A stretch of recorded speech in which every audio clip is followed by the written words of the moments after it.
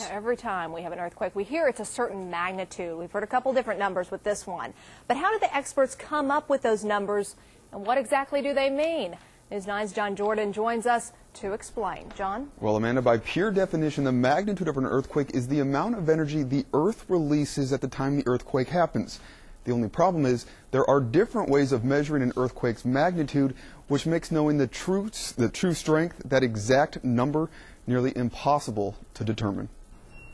To the U.S. Geological Survey, Wednesday's earthquake in Cleveland County, felt as far away as Dallas, report a magnitude earthquake of 4.3, a much different reading from the Oklahoma Geological Survey. The earthquake magnitude,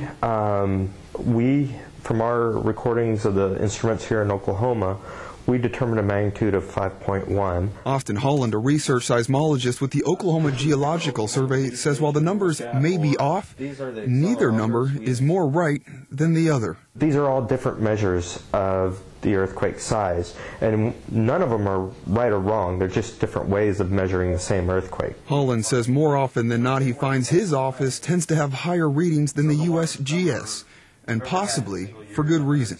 We're completely using stations that are located in Oklahoma, and the USGS is using more regional stations throughout the United States. And so that's one of the differences. Because there are different ways of determining the strength of an earthquake, Holland says there is a good chance the true magnitude is likely somewhere in the middle. Either way, he says the earthquake is one more way of helping to better understand earthquakes in Oklahoma. We're getting unrivaled data, and we're really poised to learn something exciting. And so it's fun and challenging, but very exciting.